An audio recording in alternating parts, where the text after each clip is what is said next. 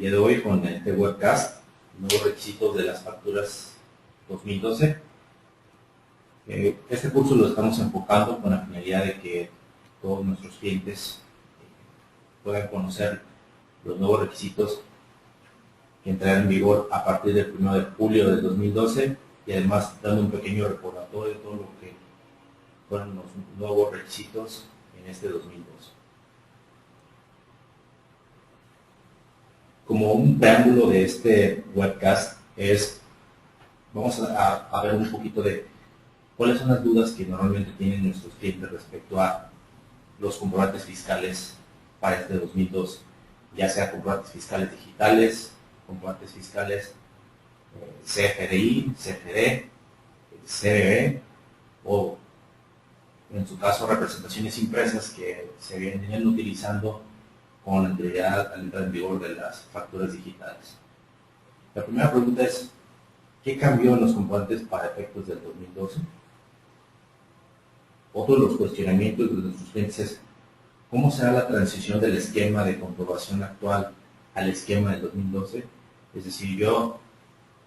en el 2011 realizaba cierta comprobación de mis comprobantes fiscales mediante la aplicación de la página internet del SAT. ¿Realmente es exactamente el mismo procedimiento? ¿O qué nuevos requisitos debo cumplir para cerciorarme de que la empresa está haciendo deducibles los comprobantes fiscales digitales? ¿Cuál es la forma de entregar las facturas electrónicas? Existen momentos en que los contribuyentes deben entregar los comprobantes fiscales, ya sea al momento de la operación, al momento de que se recibe el pago, o simplemente al momento de expedición del comprobante. La ley, y en específico el Código Fiscal de la Federación, aplicando algunas reglas de carácter general, nos vienen a decir cuál es el momento idóneo para expedir y entregar estas facturas electrónicas. ¿Cuál será la sanción si un contribuyente emite o utiliza facturas electrónicas que no reúnen los requisitos fiscales? Creo que este último punto es uno de los puntos más importantes a analizar, ya que el sistema de fiscalización actual del Servicio de Administración Tributaria está enfocado a que ahora no solo el contribuyente busque que cumpla los requisitos fiscales de los comprobantes que recibe, sino que un tercero sea quien fiscalice al contribuyente, exigiéndole que emita comprobantes fiscales que cumplan con todos los requisitos. De manera general, bueno, el contenido de nuestro webcast va a ser ver los puntos principales respecto al Código Fiscal de la Federación, un poco de antecedentes, resolución miscelánea fiscal está actualizada el mes de junio, tipos de comprobantes y cuáles serían las acciones a seguir o recomendaciones de nuestra parte con la finalidad de que tanto las empresas como nosotros tengamos la tranquilidad de que estamos deduciendo y acumulando los ingresos con los requisitos fiscales que establece el código. De manera de antecedente, vamos a ver cómo se dio origen estos cambios en el Código Fiscal de la Federación y realmente cuál es la importancia que tiene el que las modificaciones se realicen en el Código Fiscal de la Federación y no en las diversas leyes como ha sucedido en muchos otros años. De manera inicial, el pasado 12 de diciembre, se publica el decreto por el cual se modifica el Código Fiscal de la Federación y en el cual, bueno, vienen a incorporar ciertos requisitos entre lo que son los artículos 29, 29A, 29 y 29C, principalmente enfocados a los requisitos de los comprobantes fiscales. El pasado 28 de diciembre de 2011 se publica la primera resolución miscelánea fiscal para 2012, situación que es un ejercicio atípico por parte de la autoridad, porque normalmente su publicación era en los meses de mayo del ejercicio siguiente. Sin embargo, derivado de estos cambios que se realizaron en el Código Fiscal de la Federación y que carecían de alguna claridad para los contribuyentes, emiten esta resolución miscelánea con la finalidad de dar precisión respecto a conceptos, momentos y demás cuestiones que vamos a ver un poco más adelante en todo el desarrollo. Bueno, posteriormente se publica la primera resolución, que realmente no tiene aspectos relevantes con respecto a comprobantes fiscales. Y por último, la segunda resolución miscelánea del 2012, misma que se publicó el pasado 7 de junio, en la cual, bueno, vienen a traer ciertos beneficios a los contribuyentes respecto a la forma en que deben de manifestar algunos conceptos dentro de los comprobantes y facilidades para efectos de poder cumplir y no caer en sanciones de no posibilidad o que el comprobante se esté emitiendo sin requisitos fiscales. Dentro de la exposición de motivos, cuando se dio la reforma del Código Fiscal de la Federación, su objetivo era el simplificar la legislación vigente respecto a requisitos de comprobantes fiscales. Y creo que definitivamente lo lograron con algunas precisiones legales. Una de ellas es, vamos a darle al contribuyente mayor seguridad jurídica. Sí, el contribuyente tiene mayor seguridad jurídica, ya que todo lo correspondiente a comprobantes fiscales digitales deberá ser ahora Código Fiscal de la Federación. Olvidémonos que existen reglamentos o reglas respecto a comprobantes fiscales digitales dentro de las leyes, ley de impuesto a la renta, ley de impuesto al valor agregado, ley del IEPS. Sin importar que existan estas disposiciones, las disposiciones que prevalecerán serán las del Código Fiscal de la Federación. Y eso es muy importante de tener en consideración, ya que cuando tengamos alguna duda respecto a los comprobantes fiscales, la pauta siempre será Código Fiscal de la Federación y resolución miscelánea respecto al Código Fiscal de la Federación. Otro de los puntos es, bueno, compilar todo en el Código Fiscal, como lo acabamos de mencionar, y un marco tributario claro, sencillo y de fácil cumplimiento. Creo que esta última parte de fácil cumplimiento en algunos casos es un poco contradictorio, pero en algunos otros sí definitivamente ayuda a los contribuyentes a emitir comprobantes con una mayor facilidad y entrega a un menor costo, pero algunos otros contribuyentes implica un costo significativo en la adaptación de su sistema para poder cumplir con estos nuevos requisitos. ¿Qué es una comparativa del 2011 y 2012? Dice la autoridad, ok, en 2011 existen 158 requisitos de comprobantes fiscales, los cuales se encuentran en 27 artículos, 24 reglas, 11 diferentes leyes, etc. Una locura para poder determinar cuáles son los requisitos precisos respecto a un comprobante fiscal. Ahora en 2012 dice, enfócate al código y enfócate a disposiciones de reglas de carácter general, resolución miscelánea, para saber si estás o no cumpliendo con requisitos fiscales.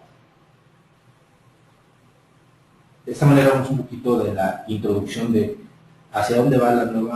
los nuevos cambios respecto a comprobantes fiscales digitales. Ahora vamos a entrar a fondo lo que corresponde al Código Fiscal de la Federación y resolución miscelánea, mismo que vamos a combinar dentro de las diapositivas y tratar de llevarlos respecto a los puntos más significativos dentro de estos cambios. La exposición de motivos del 1 de enero de 2002, a partir del 1 de enero establece que el código será en materia de comprobantes fiscales prevalecerá sobre aquellas en materia de los mismos comprobantes, es decir, Código Fiscal de la Federación es superior a cualquier norma tributaria. Y este es un punto, creo que en materia legal muy importante y hay que tener en consideración, ya que en caso de algún, pongamos en un caso hipotético que la autoridad emitiera una sanción en cuanto a comprobantes fiscales digitales,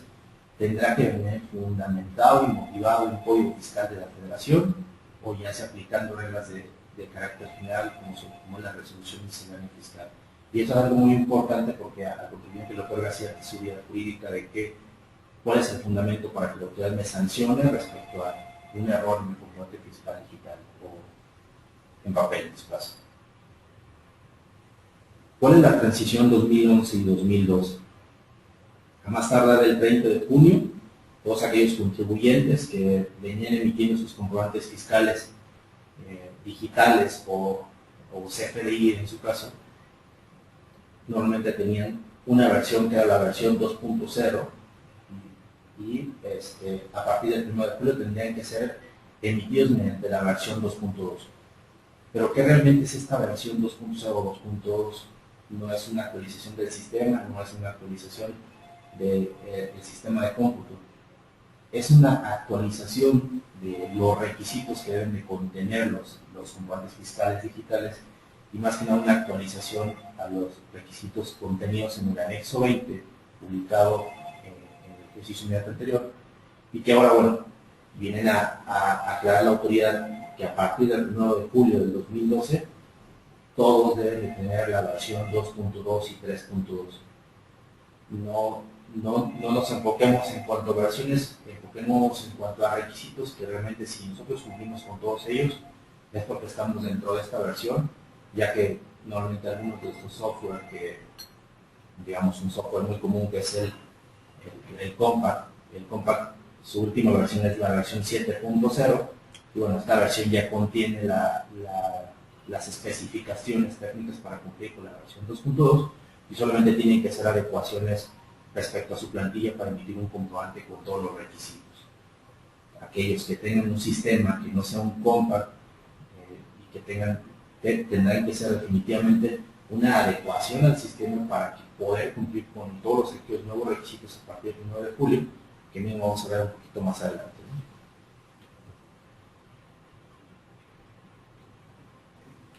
Ok, ¿qué se elimina con estas modificaciones? ¿No? A partir de 2012, bueno, ya no nos olvidamos del nombre o denominación social y del domicilio fiscal de quien emite estos comprobantes. Es decir, yo tengo mi comprobante, me olvido de ponerle mi nombre, me olvido de poner mi domicilio, con que mi comprobante tenga mi RFC es totalmente deducible para la persona que me expide el comprobante. Ese es un requisito, creo que al final pues es un requisito de simplificación, pero que hay que tener en cuenta por si recibimos comprobantes que no tengan el nombre o domicilio fiscal de nuestro proveedor, es un comprobante totalmente deducible. ¿Cuáles son los requisitos que se conservan o se incluyen con estas nuevas modificaciones? Es bueno, el RFC, como ya lo comentamos, y en el caso bueno, del público en general y operaciones con el extranjero, pues habría que aplicar el RFC genérico, que lo vamos a ver un poco más adelante y que creo que la mayoría ya lo conoce, ¿no? Otro de los puntos es y creo que es un punto muy importante, es que dentro del comprobante fiscal insertemos el régimen fiscal en el que el contribuyente esté tributado. Es decir, es una persona moral del régimen general, es una persona moral del régimen simplificado, etc. O en su caso, que esa es una facilidad que viene inserta dentro de la segunda resolución miscelánea, es lo desconozco o definitivamente no lo he podido aplicar, vamos a ponerle no aplica en este recuadro, ¿no? Y bueno, es un requisito para la devolución del IVA de turistas extranjeros, y bueno, deben de incluir los datos de identificación del turista o pasajero y medio de transporte en el cual salga o arriba del país, según sea el caso, ¿no? Otro de los requisitos que se conservan es, en el caso de donativos, para todas aquellas empresas que otorgan donativos o apoyen la cuestión filantropía, bueno, tenemos que cuidar ciertos requisitos para evitar que este apoyo a terceros se convierta en un dolor de cabeza al cierre del ejercicio, ya que no sería un comprobante totalmente deducible. Y una de esas es, bueno, que se deben de señalar expresamente tal situación, es decir, que es un comprobante, es un donativo deducible, incluir el número o fecha de oficio de constancia de la autorización o la renovación, misma que, bueno, recientemente el día de ayer se publicó el anexo 14, que es la lista de las donatarias autorizadas, y que, bueno, todos ustedes pueden revisar y cerciorarse que efectivamente la persona a quien otorga un donativo cumple con esta renovación o autorización para poder emitir comprobantes totalmente deducibles. Y bueno, cuando amparen bienes que hayan sido deducibles previamente, indicar que el donativo es no deducible, es decir, con la finalidad de evitar que las compañías tomen una deducción de manera errónea, ¿no? Otro de los requisitos que se adicionan, bueno, es hay que incluir el número de cuenta predial del inmueble, en el caso de otorgamiento de uso goce de inmuebles, o en su caso los datos de certificación de participación inmobiliaria no amortizable. Es decir, si nosotros estamos pagando la renta de la bodega o de la planta, hay que tener cuidado que a partir del 1 de julio del 2012 debe de incluir el número de cuenta predial de este inmueble. Como comentamos, el RFC genérico para las operaciones con residentes en el extranjero o con el público en general, pues, lo tenemos. Creo que es un punto ya conocido, ya que bueno, este ya lo tenemos que haber manejado a partir del ejercicio 2011. Otras modificaciones, bueno, tenemos que aplicar la unidad de medida dentro de nuestros comprobantes, y bueno, la segunda resolución miscelánea viene a aclararnos qué debemos de entender por unidad de medida. Bueno, nos establece que la unidad de medida es la que está contenida en el Sistema General de Unidades de Medida, a que se refiere a la Ley Federal sobre Metrología y Normalización. Es decir, para efectos de la emisión de comprobantes necesitamos ser muy específicos en la unidad de medida de los productos que enajenemos. En el caso de servicios, en el caso de otorgamiento de uso goce, esta expresión deberíamos de poner no aplica en su caso. Y creo que es un punto muy importante. La disposición no establece el dejarlo en un espacio en blanco. La disposición establece en caso de servicios, en caso de otorgamiento de uso goce, hay que ponerle no aplica, ¿sí?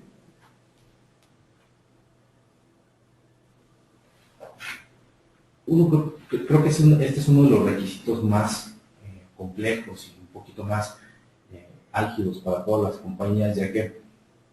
al darle esa supremacía al Código Fiscal de la Federación respecto a otras disposiciones y al emitirse una definición de pago en parcialidades en la segunda resolución miscelánea, ahora los contribuyentes debemos de entender que cualquier pago o cualquier parcialidad que otorgue un contribuyente como pago de una contraprestación, se entenderá que son pago en parcialidades, es decir, cuando se den un pago de una contraprestación en más de 2 exhibiciones, esto lo debemos de entender que la operación se realizó en pago en parcialidades, y entonces tendremos que cumplir con los requisitos de emisión de comprobantes fiscales de pagos en parcialidades. ¿Cuáles son estos requisitos? Okay, el requisito es, debemos de emitir un comprobante inicial por el 100% de la operación, mencionando que el comprobante es en parcialidades. Debemos de emitir un segundo comprobante fiscal, el cual contendrá la parcialidad número 1, sin señalar el número de parcialidades que serán para completar el 100%. Es decir, parcialidad 1, comprobante folio número 26. Este es definitivamente un punto que es polémico en definitivo, ya que esta disposición ya venía en el 2009, 2010, 2011. Sin embargo, al estar inserta dentro de disposiciones diversas como la Ley de Impuestos a la Renta y también el mismo código, pero al no darle al Código Fiscal de la Federación esta validez de supremacía, los contribuyentes ganaron varios juicios respecto a este tipo de obligaciones que les imponía la autoridad, y que acertadamente la Suprema Corte de Justicia había mencionado que no era posible que la autoridad solicitara o obligara a los contribuyentes a emitir comprobantes por cada parcialidad, ya que bueno, el código definitivamente era una disposición de aplicación supletoria. Ahora, con estas modificaciones, el código deja de ser una aplicación supletoria y se convierte en una aplicación estricta, y por tanto debemos de cumplir ahora por los nuevos requisitos de emisión de comprobantes en parcialidades.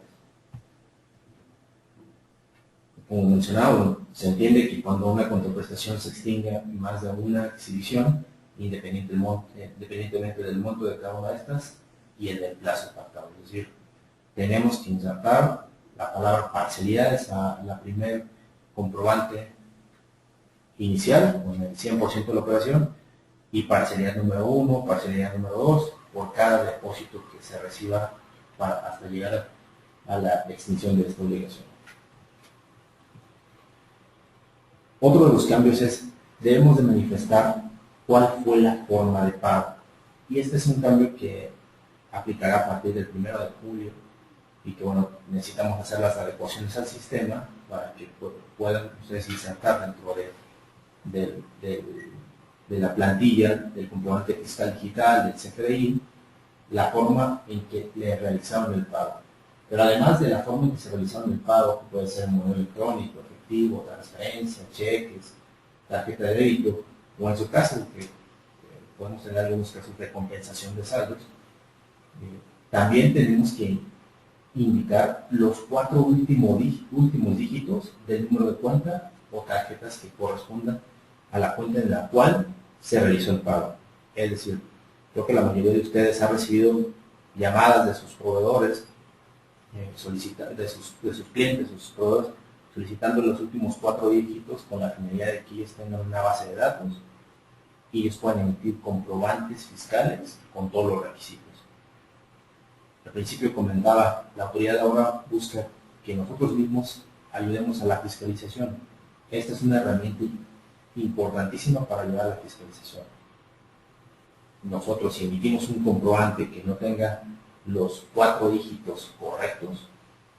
nuestro cliente estará obligado a exigirnos el cambio de esta factura, ya que para él sería un comprobante totalmente no deducible y por lo tanto para nosotros sería un comprobante que no se emitió con los requisitos fiscales. Y entonces entramos en un problema de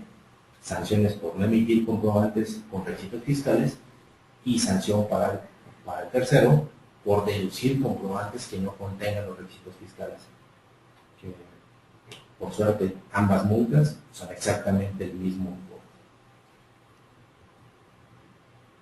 Formas de pago, bueno, la no identificación del pago. Esta regla, dentro de la segunda resolución miscelánea, creo que viene a ayudarnos a todos aquellos que nos será muy complicado el comprobar cuál fue la manera en que el contribuyente me realizó el pago. Bueno, cuando no tengamos la manera de identificarlo, la forma en que me hizo el pago, transferencia, efectivo, esto es al momento de la emisión del comprobante, nosotros podemos insertar en esa parte del comprobante como no identificado. Es decir, no identifico la manera en que me va a realizar el pago, no identifico los 4 últimos dígitos. Pero esto es muy importante tener en cuenta, ya que como parte de nuestras recomendaciones es, trata de tener con la mayor cantidad de tus clientes una base de datos completa, solicitando estos últimos 4 dígitos, llegando a un acuerdo de los pagos y las formas en que te realizará,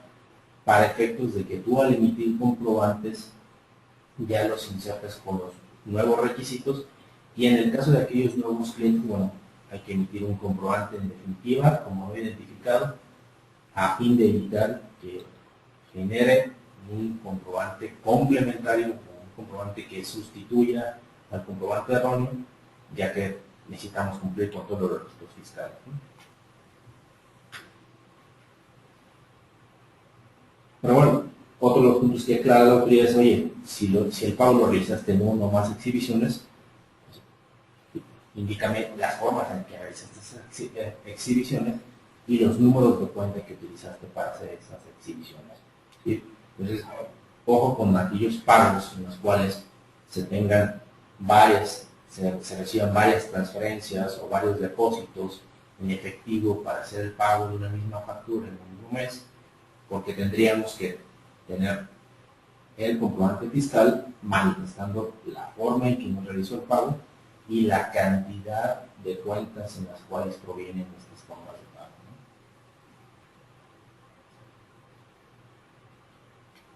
¿no? Bueno, aquí vemos que la parte de los comprobantes fiscales en forma impresa correrán exactamente la misma suerte del comprobante fiscal digital, es decir, todos aquellos nuevos requisitos que hemos estado platicando desde el inicio de este webcast aplican tanto para CFDI, para CFD y para CBB. No así para las representaciones impresas, que son los comprobantes que estaban vigentes hasta el 31 de diciembre del 2010, y que, bueno, algunos de los contribuyentes solicitaban ante impresor autorizado una nueva serie de folios y que por su vigencia de 2 años, pues tendríamos todavía hasta el 31 de diciembre del 2012. Situación que nos ayuda a que tenemos esos comprobantes todavía vigentes y que no necesitan cumplir el requisito adicional del comprobante. Y bueno, esta parte es un punto muy importante, de que cualquier monto, incluso mayores a 2,000 pesos, pues el comprobante fiscal deberá ser el código de barras bidimensional, ¿no?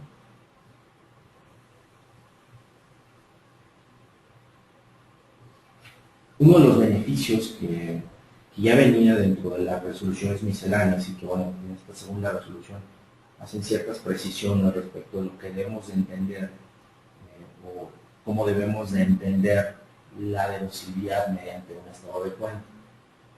El estado de cuenta puede ser las veces de nuestro comprobante fiscal para efectos de deducciones, siempre y cuando optemos por el beneficio contenido en el artículo 29b. Es decir, en aquellas operaciones que no tengo un comprobante fiscal, que por algunas características de nuestro proveedor, que es un comprobante que se extravió, que no tengo en mi base de datos, pero que yo hice una transferencia a este proveedor y la transferencia la realicé como un comprobante fiscal, es decir, inserté el RFC de mi proveedor, inserté el IVA desglosado de la operación, este comprobante, este estado de cuenta, será mi comprobante fiscal. Es decir, no necesito un XML, no necesito una representación impresa, no necesito un CBV. Mi estado de cuenta es mi comprobante fiscal para todas aquellas operaciones en las cuales venga desglosado el RFC, venga desglosado el IVA, sin límite. Sí tendrá límite aquellas operaciones que se realicen cuando existe una combinación de tasas, es decir, 11 y 16, aquellas operaciones a la tasa del 0% y aquellas operaciones exentas que, bueno, dentro de esta segunda resolución miscelánea establece que el límite de estas operaciones, bueno, será de 50,000 pesos. Pero también hay otra ventaja. ¿Cuántos de nosotros nos ha sucedido que realizamos una transferencia y es una transferencia menor a 50,000 pesos, pero no desglosamos el IVA, no insertamos el RFC? Bueno, entonces esta regla me viene a dar la facilidad de deducir aquellas operaciones en las cuales, sin importar que no hayamos desglosado el IVA, deducirlas siempre y cuando no sean superiores a 50,000 pesos. Entonces, ojo con aquellas operaciones que son tipo gastos de viaje, transferencias de operaciones menores, que pueden ser comprobantes totalmente deducibles y que no necesitas comprobante alguno de un tercero, o cuando se realicen operaciones en localidades o por alguna situación en particular no sea posible tener un comprobante fiscal. Esta facilidad que emite la autoridad dentro de la resolución miscelánea fiscal en la segunda del mes de junio, bueno, nos dice, oye, si ya emites CFD, te voy a dar la oportunidad de que simultáneamente puedas emitir CFD. Realmente no es una gran facilidad, tal vez si lo vemos desde el punto de vista de que nuestro sistema se dañó, no puedo emitir comprobantes, estoy en problemas, pues busco un proveedor, emito un CFDI y sigo emitiendo comprobantes sin ningún problema y mi operación sigue en marcha sin tener que, mientras realizan las adecuaciones a mi sistema. Entonces creo que esta modificación viene a apoyar en ese sentido, ¿no? Plazo para entrega del envío del comprobante fiscal digital. Muchos de nosotros nos hemos preguntado en qué momento es cuando tengo que entregar el comprobante, en qué momento debo de expedir mi comprobante fiscal. Bueno, la segunda resolución lo viene acá y nos dice, tu comprobante fiscal debe estar emitido a más tardar dentro de los 3 días siguientes a aquel que se realice la operación. Ok, entonces mi comprobante yo lo tengo que entregar a mi cliente dentro de los 3 días siguientes de haber expedido el comprobante. Es decir, dentro de esta segunda resolución nos viene a aclarar ¿qué debemos de entender de operación? Una operación es el acto o actividad que realiza el contribuyente y es en ese momento en el cual nosotros debemos de emitir nuestro comprobante fiscal. Lejos de venirnos a aclarar, creo que nos viene a preocupar, ya que dentro de estos 3 días, y ahora no habrá duda respecto por parte de la autoridad en caso de una revisión, ya que la autoridad podrá solicitar los comprobantes fiscales exactamente en el mismo mes de la operación, ya que es un comprobante que, de acuerdo a reglas, tú ya debes de tener dentro de tu contabilidad. Entonces es muy importante el vigilar que nuestro comprobante fiscal de los pagos que realizamos,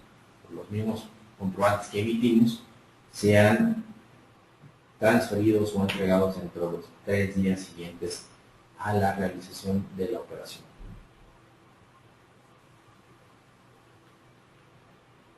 Parte de las modificaciones al código que entraron en vigor a partir del 1 de enero del 2012 es una palabra dentro de la verificación de los comprobantes. Pero ¿qué debemos entender por la verificación? No es el revisar que cumpla con los requisitos del 29A respecto a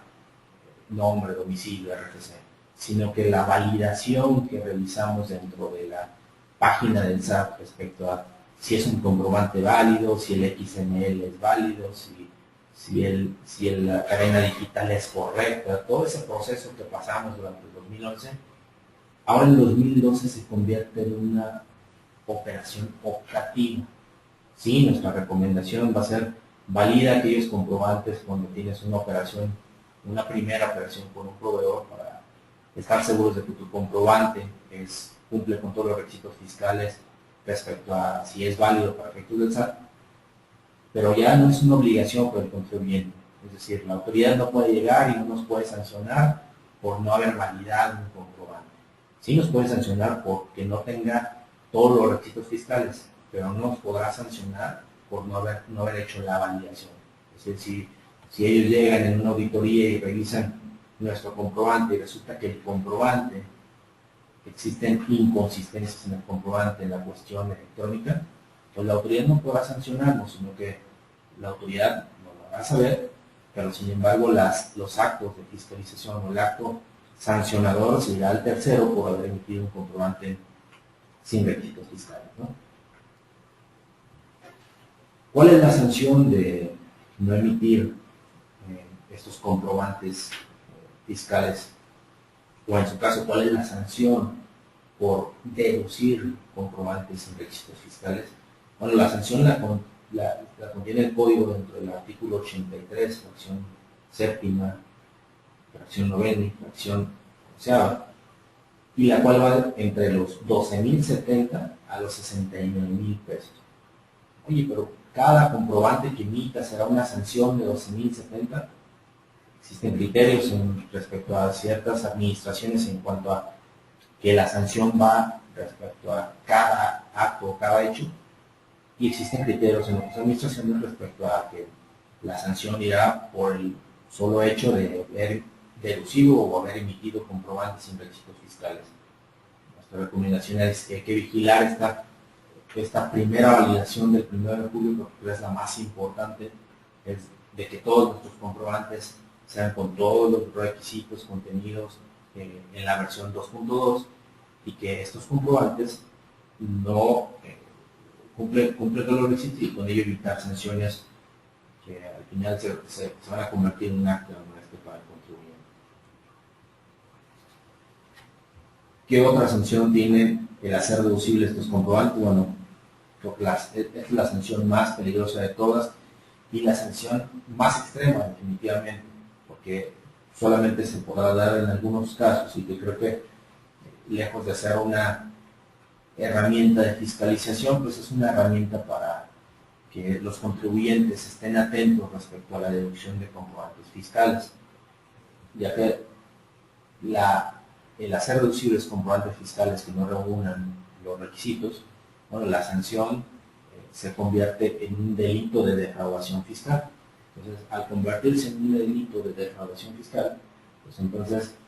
lo equipara a una sanción de defraudación contenida en el artículo 109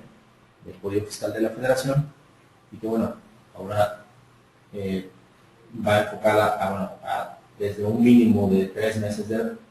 a 2 años de prisión hasta un máximo de 3 años a 9 años de prisión, dependiendo del monto defraudado. Es decir,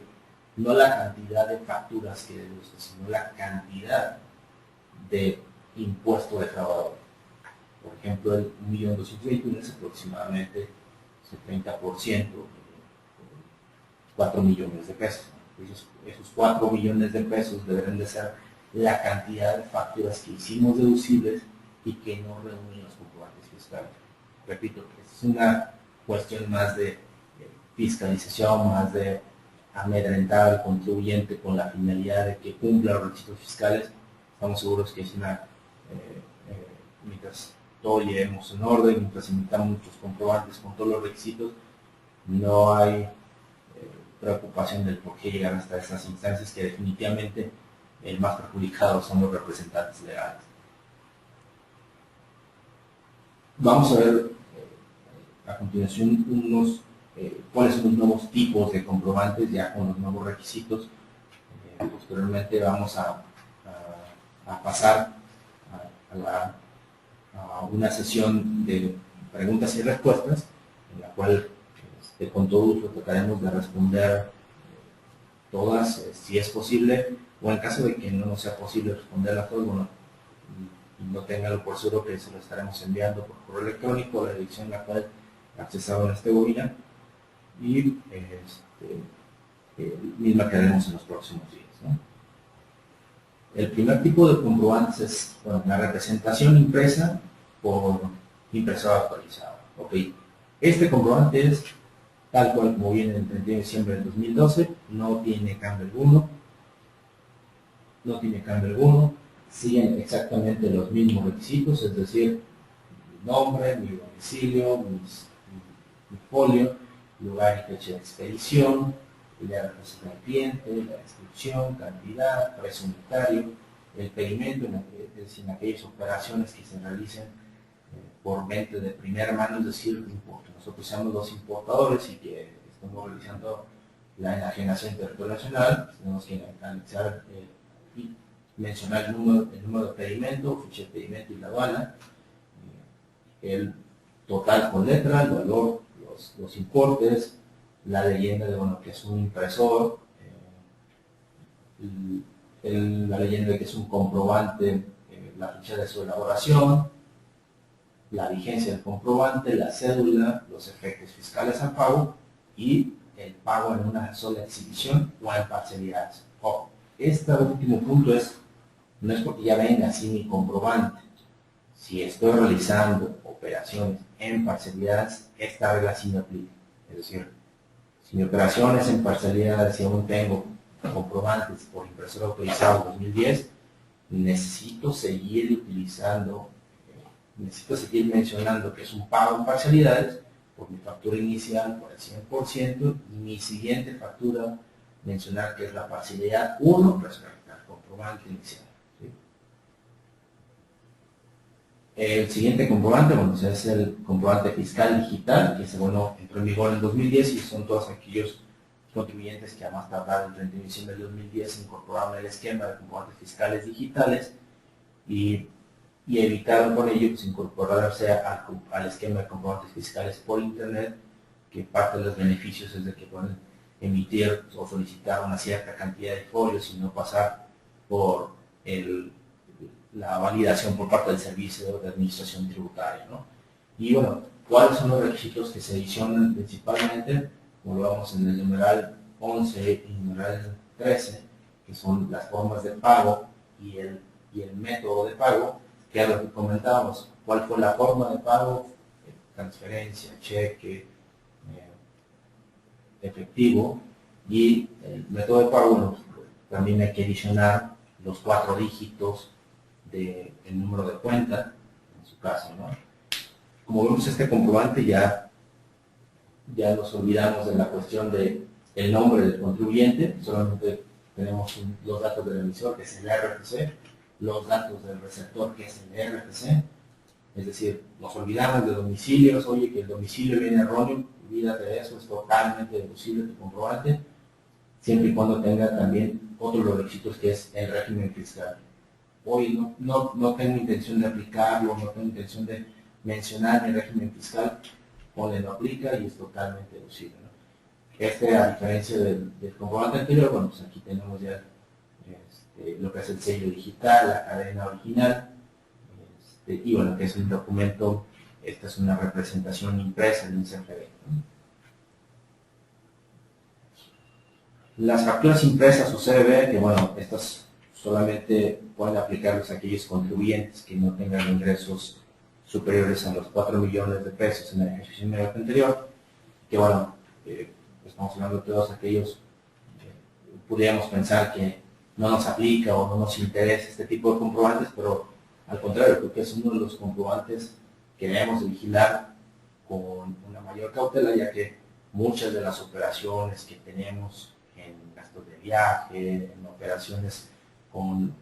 nuestros proveedores pequeños a nivel local, pues son proveedores que utilizan códigos de barra bidimensional, es decir, comprobantes que pueden emitir hasta en un archivo de Excel con solo adicionar el código de barra bidimensional y con todos los demás requisitos, pues es un comprobante totalmente deducible. Entonces, este es un comprobante que sí es muy importante el verificarlo, ya que, al igual que bueno, los comprobantes fiscales digitales, como vimos hace un momento, igual solamente tienen la obligación de expedir el RFC, el régimen fiscal, el domicilio en este caso, el lugar y fecha de expedición, el RFC del cliente, la descripción y unidad de medida, que lo que comentábamos en un inicio, el código de barras bidimensional, y como vemos en el numeral 11, también viene la cuestión del método de pago, para efectos de mencionar la forma en cual se realizó el pago de esta operación, y también los 4 últimos dígitos en su caso. O en caso, como comentamos, en caso de que estuviéramos en una situación de no identificación o que en algunos de nuestros clientes no quieren proporcionarnos esta información por cuestiones de confidencialidad, bueno, evitémonos el emitir o deducir comprobantes sin requisitos fiscales y pongamos el no aplicado o no identificado en este rubro, ¿no? Y por último, bueno, los códigos, el comprobante fiscal digital por internet, que es el CFDI, y que bueno, esta diferencia del CFD, pues viene el timbrado del Servicio de Administración Tributaria, el número de serie certificado del SAT, fecha y hora de certificación, y al igual que el anterior es, bueno, solamente el RFC, nos olvidamos de cuestiones de detalles y viene la cuestión del RFC del receptor, las formas de pago, y al igual hay que adicionar los 4 últimos dígitos en su caso, ¿no? ¿Cuáles son las acciones que debemos de considerar a partir de no sé, este webcast y además también el pasado 14 de junio tuvimos un desayuno en el cual tuvimos una gran participación de todos nuestros clientes aquí en Guadalajara? Pero ¿cuál es lo que tenemos que hacer a partir de ya para poder cumplir con todos los requisitos y no esperar al 1 de julio y entrar en problemas de deducibilidad o emisión de comprobantes sin requisitos fiscales? Y la primera vez es, hay que actualizar el sistema de facturación. Repito, todos aquellos que tengan Compact o AdminPad, que es un sistema muy común, que tengan la versión 7.0, solamente hay que actualizar la plantilla de diseño en la cual vengan los nuevos requisitos y adelante, eso ya es un comprobante con todos los requisitos. Pero todos aquellos que no tengan un sistema que sea común, que sea un sistema que exija mayor complejidad, bueno, tendrán que hacer las adecuaciones necesarias al sistema para efectos de emitir el comprobante fiscal por los nuevos requisitos. Creo que esta es la parte que, lejos de ahorrar a los contribuyentes, les va a generar mayor costo y preocupación, ya que pues, gozan de un corto plazo para hacer estas modificaciones, ¿no? Digo, ahora entramos a la cuestión del checklist. Este checklist lo pueden encontrar en nuestra página de internet, el cual viene un checklist para cada tipo de comprobante, es decir, para un CBB, para una representación impresa, para un CFDI, para un CFD, y que es muy importante que lo pongan en práctica y que revisen el primer comprobante emitido y los primeros comprobantes recibidos en el mes de julio del 2002. Es un hecho que creo que la mayoría de estos comprobantes van a ir con algunas deficiencias, algunos errores, y existirán problemas en cuanto a la adaptación, ya que pues muchos de los proveedores tal vez desconocen estas modificaciones, o algunos de ellos pues simplemente dejan hasta el último estos cambios. Esta situación que nos puede generar un problema de usabilidad, por lo cual es muy importante que en los primeros días de julio, los primeros comprobantes que se reciban, los primeros comprobantes que se expidan, hay que verificarlos con este checklist, hay que verificarlos en la página del SAT, hay que hacer una validación de que cumple con todos los requisitos del 29A. Algo muy importante, y es un poco contradictorio por parte del Servicio de Administración Tributaria, es de que el validador del SAT en este momento sigue sin funcionar. O sea, lo podemos, desgraciadamente, no podemos saber si el comprobante fiscal puede ser validado con éxito, ya que el comprobante pues, no tiene, el validador no funciona en estos momentos en la página, por lo cual les pedimos que hay que mantener los comprobantes, los XML a la mano, para que en cuanto funcione este validador hay que hacer las validaciones necesarias. Yo creo que lo ideal es que validemos por cada proveedor, si es posible en el mes de julio, o por aquellos proveedores que consideramos que pudieran tener cierto riesgo por desconocerlos. Pues creo que es importante hacer la validación y en su caso cumplir todos los pasos del checklist. Bueno, ahora pasamos a la parte de preguntas y respuestas. Les agradeceríamos, se hacen mucho todas las dudas que nos han planteado, y bueno, creo que algunas de ellas es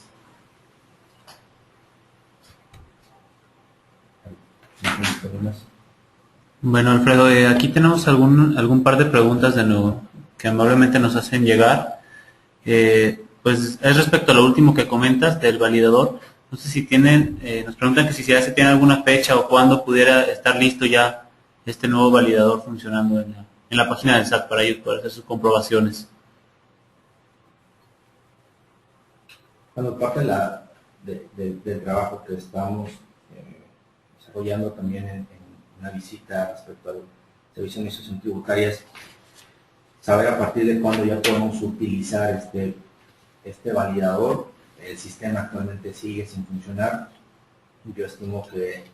en el transcurso de esta semana debe estar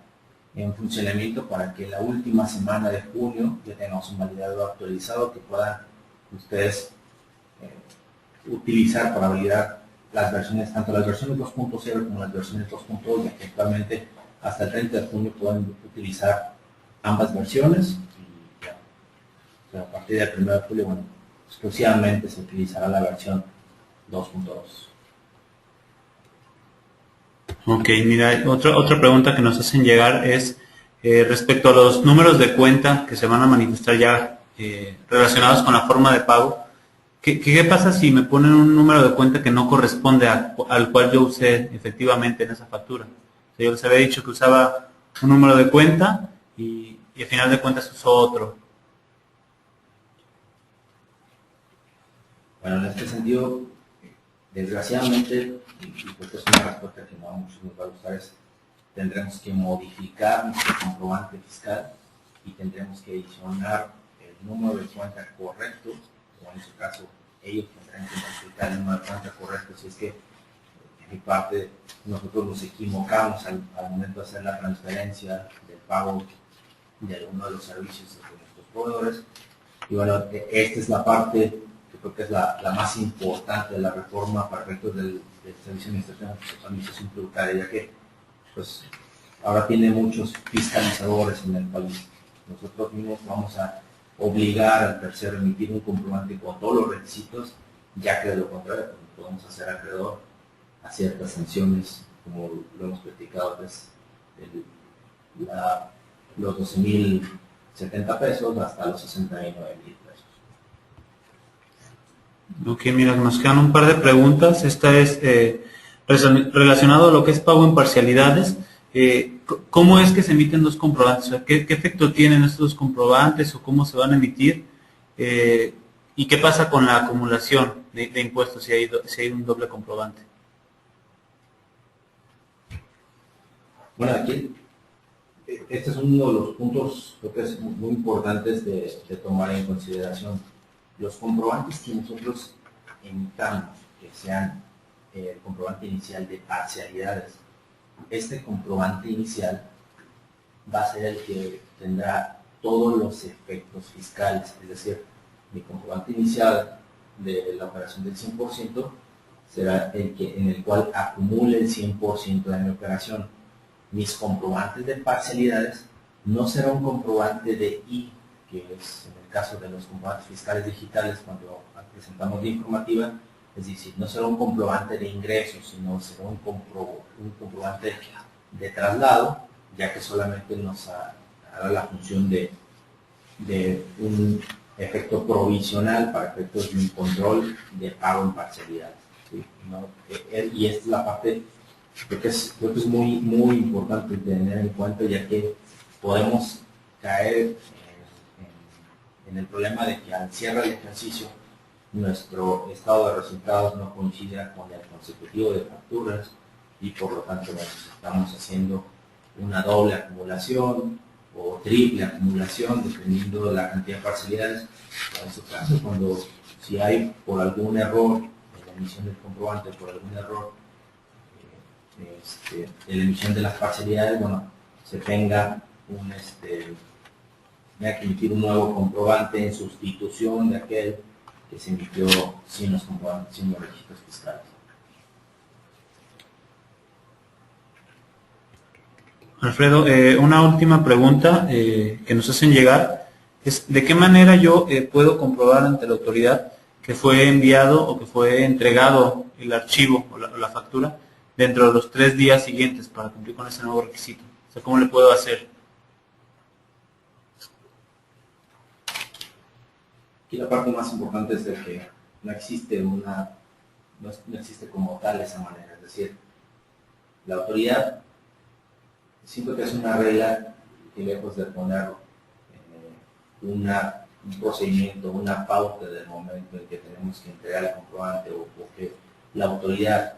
nos quiera vigilar el momento en que entreguemos un comprobante, es con la finalidad de que el contribuyente o tercero tenga el comprobante fiscal justo después de realizar el acto o actividad. ¿Cuál es la finalidad para la autoridad? Es de que en caso de una auditoría, la autoridad está en pleno derecho de solicitarnos el 100% de nuestros comprobantes y debemos de tenerlos disponibles, ya que pues ya la regla nos establece que tenemos que entregar entre los 3 días siguientes a haber realizado el acto o actividad. Y creo que esa es la parte principal y que creo que lejos de ser un problema es más una cuestión de control interno y que bueno, que habría que modificar las políticas en cuanto a la emisión y recepción de comprobantes. Bueno, pues al final les agradecemos este tiempo y el haber participado en este webcast. Esperamos que esta información les sea de mucha ayuda. Seguimos a sus órdenes, ya sea con su asesor en particular o les dejo mis datos para que puedan contactarnos sobre cualquier duda al respecto. Gracias y muy buenas tardes.